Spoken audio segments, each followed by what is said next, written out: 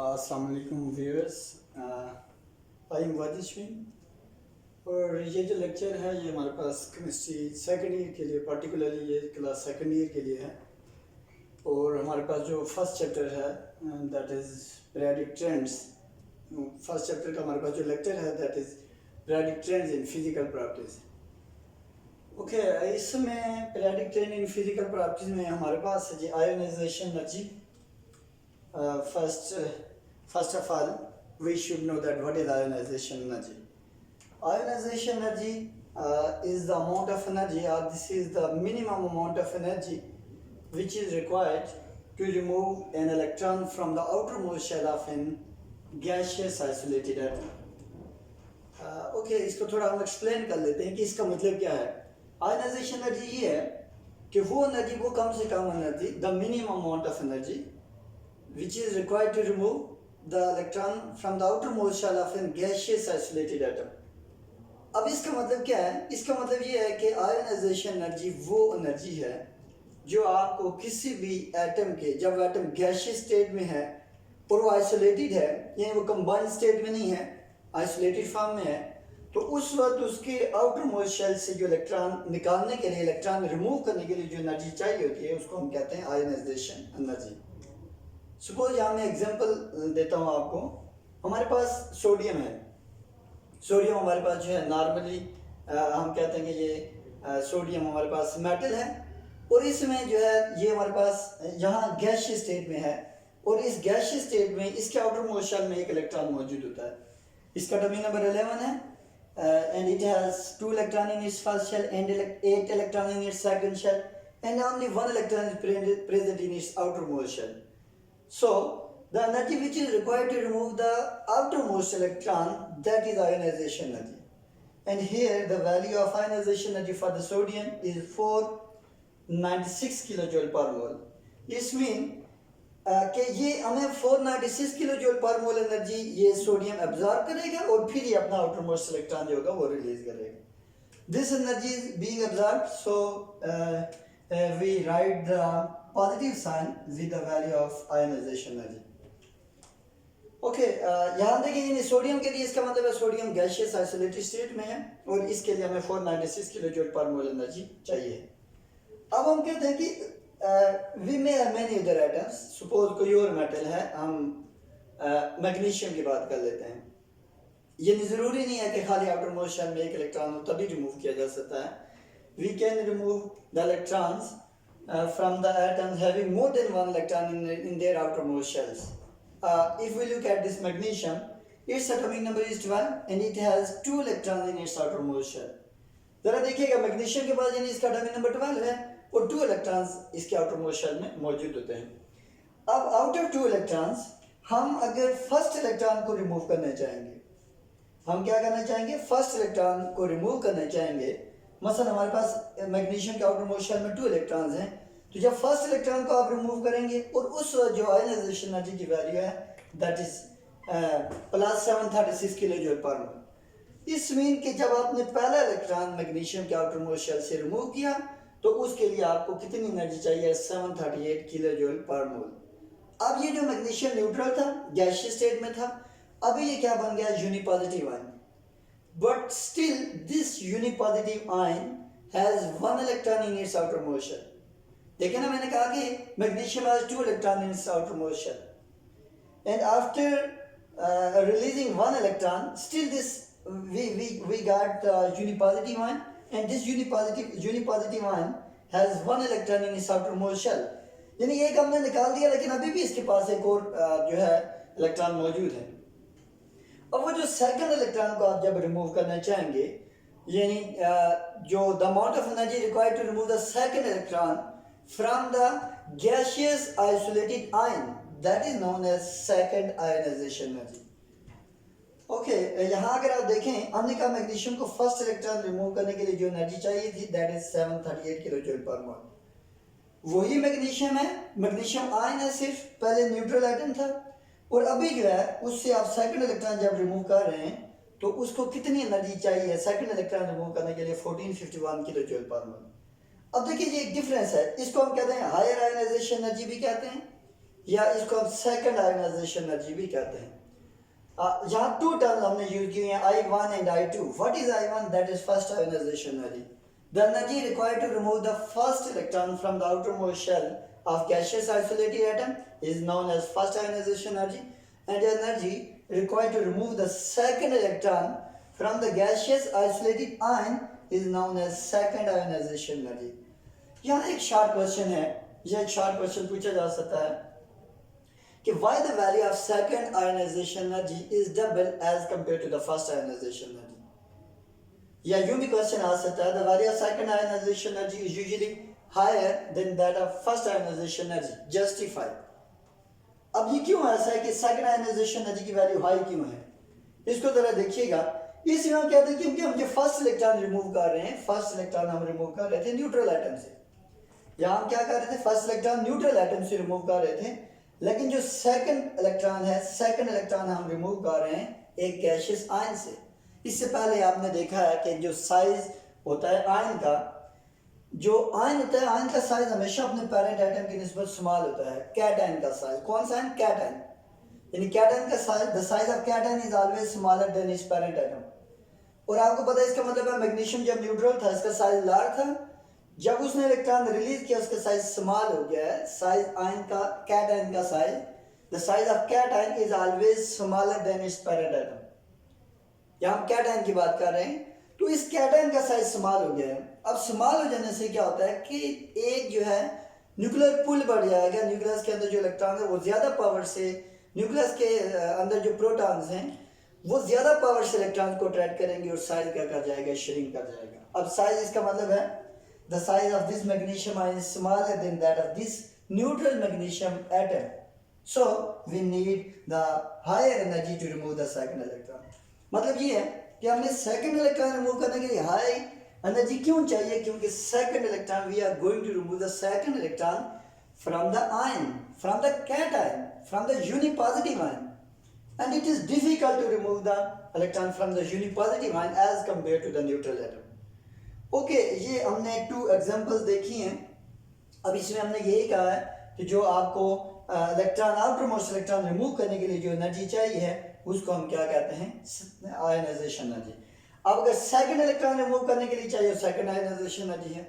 We may have many other examples. Suppose अगर आप aluminium लेते हैं, यहाँ हम एल्यूमिनियम भी ले सकते हैं। एल्यूमिनियम के पास 3 इलेक्ट्रॉन्स हैं। देखिए, मैंने ये एक बात बताई है कि फर्स्ट इलेक्ट्रॉन की निस्बत सेकंड इलेक्ट्रॉन जो है निकालना वो मुश्किल है। तो सक्सेसिवली इसी तरह अगर आप देखें, अगर कोई एक एटम है उसके आउटर मोस्ट शेल में 3 इलेक्ट्रॉन्स हैं, तो उसके लिए जो सेकंड आयनाइजेशन एनर्जी की वैल्यू होगी वो फर्स्ट से हाई होगी, और जो थर्ड आयनाइजेशन एनर्जी की वैल्यू होगी, जो थर्ड इलेक्ट्रॉन निकालने के लिए चाहिए होगी, उसकी वैल्यू सेकंड से भी हाई होती है।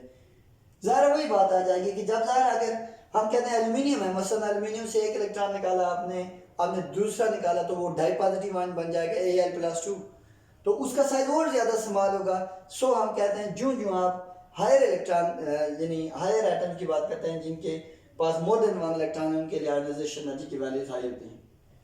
ओके, ये था कि व्हाट इज आयनाइजेशन एनर्जी। अब हम नेक्स्ट चलते हैं जी कि factors affecting the ionisation energy. Okay, there are 3 factors affecting the ionisation energy. The first factor that is the magnitude of nuclear charge, that is also known as atomic number। आप कह सकते हैं atomic number. Atomic number क्या होता है कि that is the number of protons present inside the nucleus of an atom। तो वो ज़ाहिर है जितने ज़्यादा होंगे उसके मैग्नीट्यूड की बात कर रहा है। फिर सेकंड जो फैक्टर है हमारे पास, इसको हम एक्सप्लेन करेंगे, मैं वेरिएशन में इसको एक्सप्लेन करता हूँ तीनों फैक्टर्स को। सेकंड फैक्टर है that is the size of the atoms. Second factor is size of atom, that is also very important factor. And the third factor that is shielding effect. थोड़ा सा मैं आपको बता दूं व्हाट इज शील्डिंग इफेक्ट।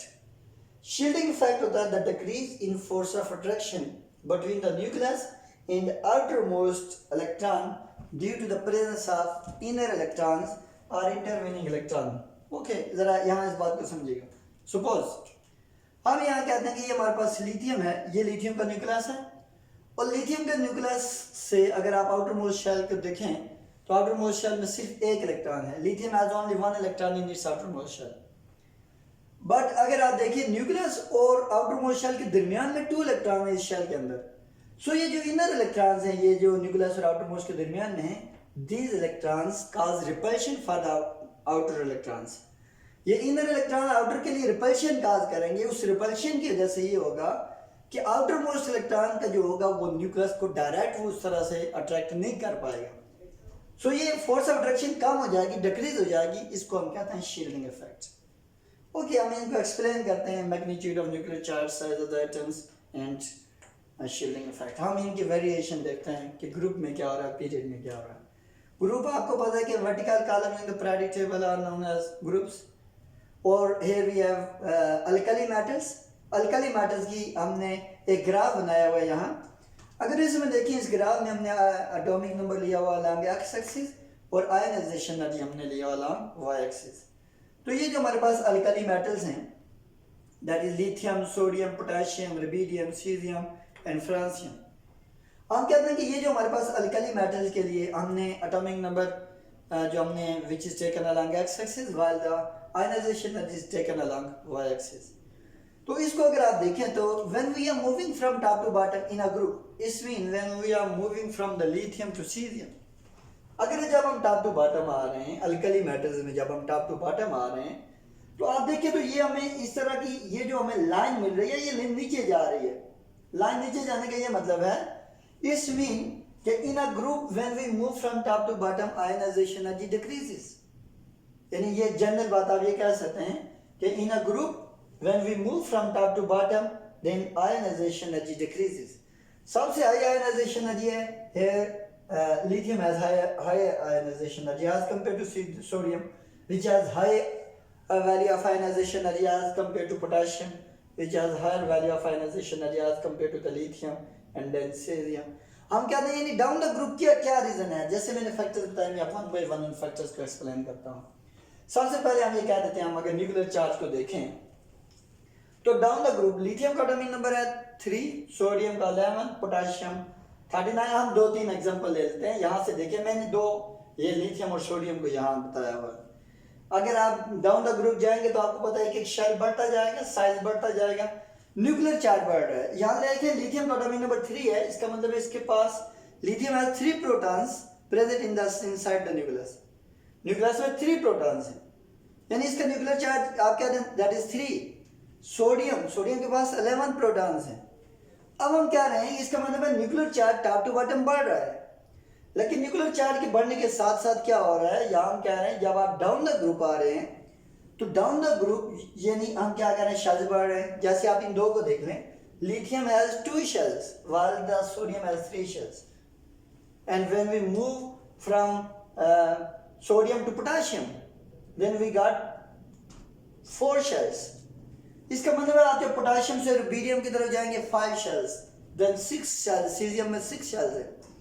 तो जो जो आप टॉप टू बॉटम आ रहे हैं, न्यूक्लियर चार्ज बढ़ने के साथ साथ हम क्या रहे हैं, शेल्स बढ़ रहे हैं, इलेक्ट्रॉन्स बढ़ रहे हैं, यानी एटॉमिक नंबर बढ़ने के साथ साथ आप कह रहे हैं कि इलेक्ट्रॉन्स या आप कह रहे हैं कि साइज बढ़ रहा है। सो जब साइज बढ़ेगा ना तो डेफिनेटली न्यूक्लियस और आउटर मोस्ट शेल में जो मौजूद इलेक्ट्रॉन्स हैं उनके दरमियान अट्रैक्शन कम होगी, और जब न्यूक्लियस और इलेक्ट्रॉन के दरमियान अट्रैक्शन कम होगी तो इलेक्ट्रॉन रिमूव करना इजी होता जाएगा। ये मैंने आपको फर्स्ट फैक्टर बताया। Second factor that is the size of the atom. अब इसको जरा देखें, हम कहते हैं कि जब हम लिथियम से सोडियम की तरफ गए, अभी मैंने आपको बताया कि down the group size increase कर रहा होता है, तो वही बात है, जो साइज इंक्रीज करेगा डाउन द ग्रुप, यानी लिथियम से जब हम सीजियम की तरफ गए तो down the group size increase कर रहा है। साइज इंक्रीज करने के साथ साथ हम कह रहे हैं अट्रैक्शन कम हो रही है न्यूक्लियस और आउटर मोस्ट इलेक्ट्रॉन में, तो जब अट्रैक्शन कम होगी तो हमारे इलेक्ट्रॉन रिमूव करना इजी होता जाएगा। Third factor that is shielding effect. अब शील्डिंग इफेक्ट को देखते हैं।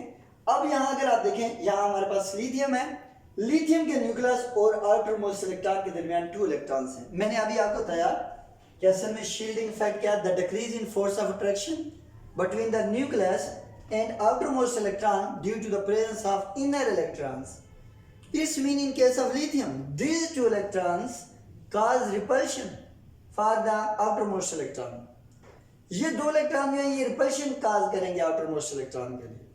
सो क्या outermost electron उस तरह अट्रैक्ट नहीं कर पाएगा न्यूक्लियस को, तो हम कहेंगे लिहाजा ये क्या हो रहा है, ये फोर्स अट्रैक्शन कम हो रही है due to this 2 electron, this is shielding effect.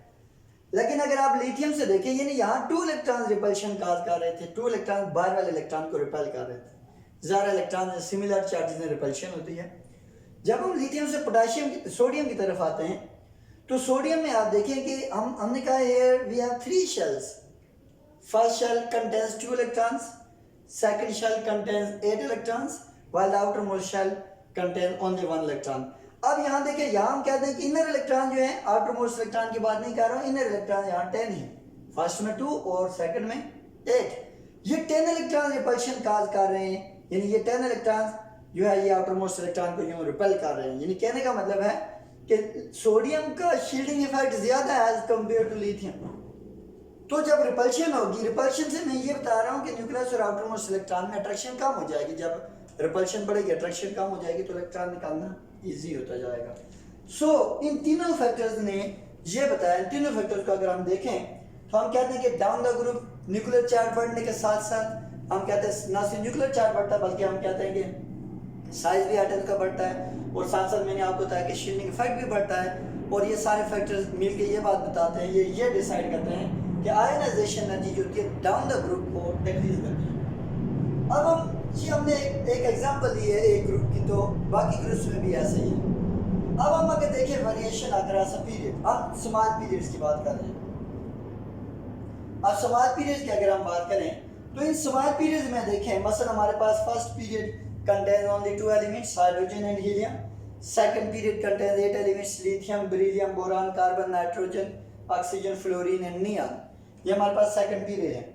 अब इसमें हम क्या कहते हैं, यहाँ जरा अगर आप गौर से देखें तो हम कहते हैं जब हम when we are moving, यहाँ भी हमने atomic number लिया हुआ, atomic number is taken along x-axis, while ionization energy is taken along y-axis. ionization energy की यूनिट जो है वो हम किलो जूल पर मोल में उसको मेजर कर देते हैं। तो जब आप when we are moving from hydrogen to helium, ये फर्स्ट पीरियड है। यहाँ अगर देखें तो हाइड्रोजन से हीलियम का साइज कम है, जाहिर है across the period when we, हम यूं कह सकते हैं कि when we move from left to right in the periodic table, then atomic size decreases, number of shells remains constant, but the number of electron in outermost shell increases. यहाँ hydrogen से helium को देखें तो outer most electron 2 हो गए। सो nuclear charge बढ़ गया है। यहाँ अगर हम देखें न्यूक्लियर चार्ज की बात करें, हम 1 by 1 फैक्टर्स को देखते हैं। जब हम हाइड्रोजन से हीलियम पे की तरफ गए तो हाइड्रोजन का एटॉमिक नंबर 1 है, हीलियम का 2 है। सो न्यूक्लियस में 2 प्रोटॉन्स मौजूद है in case of helium. Hydrogen has only 1 proton. So helium में क्या होगा, हीलियम हीलियम का न्यूक्लियर चार्ज ज्यादा है हाइड्रोजन से, वो ज्यादा पावर से इलेक्ट्रॉन को अट्रैक्ट करेगा, साइज शेयरिंग कर रहा है across the period. Across the period हम कहते हैं न्यूक्लियर चार्ज बढ़ रहा है। ऐसे ही आप देखें सेकंड पीरियड, लिथियम का एटॉमिक नंबर 3 है, बेरिलियम का 4, बोरान का 5, carbon 6, nitrogen 7, oxygen 8, fluorine 9 and neon 10। तो वहां भी हम ये बात कह रहे हैं कि न्यूक्लियर चार्ज होता है वो जो ही लेफ्ट टू राइट मूव करते हैं, न्यूक्लियर चार्ज बढ़ रहा है। अब उसके साथ साथ हम ये बात कहते हैं कि न्यूक्लियर चार्ज बढ़ने से क्या हो रहा है, जब न्यूक्लियर चार्ज बढ़ रहा है, देखिए हाइड्रोजन से हीलियम की तरफ हमने ये कहा है कि इसका क्या हुआ है, आयनाइजेशन एनर्जी बढ़ गया है। हीलियम की आयनाइजेशन एनर्जी ज्यादा है कंपेयर टू हाइड्रोजन, क्योंकि साइज स्मॉल है, साइज स्मॉल होने से हम कहते हैं ज्यादा अट्रैक्शन है, खुद ज्यादा पावर से उसको अट्रैक्ट करेगा और आयनाइजेशन एनर्जी ज्यादा होगी। सेकंड फैक्टर है साइज ऑफ एटम, वो भी बता चुका हूँ, साइज आ रहा है। न्यूक्लियर चार्ज बढ़ने के साथ साथ साइज क्या होता रहता है, साइज हम कहते हैं कि जो साइज कम होता रहता है। अगर हम शील्डिंग इफेक्ट की बात करें तो शील्डिंग इफेक्ट क्या होता है, वो ऑलमोस्ट कांस्टेंट रहता है पीरियड के अंदर। आप हाइड्रोजन से हीलियम या आप सेकंड पीरियड की भी बात कर लें तो चूंकि इनर इलेक्ट्रॉन में कोई फर्क नहीं पड़ता जब आप पीरियड में मूव करते हैं, इनर इलेक्ट्रॉन सेम रहते हैं, आउटर इलेक्ट्रॉन बढ़ रहते हैं, आउटर मोस्ट इलेक्ट्रॉन। सो हम यहाँ सेकंड पीरियड की अगर बात करें तो सेकंड पीरियड में हम जरा यहाँ देखें तो लिथियम से बेरिलियम की हाई वैल्यू है, बेरिलियम से यहाँ थोड़ी थोड़ी वेरिएशन आ रही है, इस बात को जरा समझिएगा, इस बात को अंडरस्टैंड करना है। ये जो है यानी ओवरऑल हम ये बात कह सकते हैं, in a period when we move from left to right, then with the increase in nuclear charge, with the decrease in the size of the atoms, ionization energy increases. But this trend is not so regular.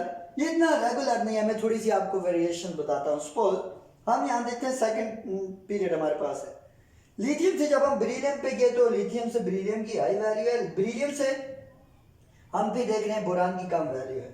इस तरह boron से carbon की high value है, carbon से nitrogen की high value है, nitrogen से oxygen की कम वैल्यू है। यानी वेरिएशंस आ रही हैं। ये वेरिएशंस क्यों हैं? वो वेरिएशन की रीज़न सुन लें। हमें वेरिएशन का हमें पता चलता है जब हम इनके इलेक्ट्रॉनिक कॉन्फ़िगरेशन देखते हैं। सपोज हम यहाँ बात करते हैं, अगर हम बोरान की बात करें, अगर हम बात करते हैं बोरान की, तो बोरान का हम कहते हैं एटॉमिक नंबर 5 है।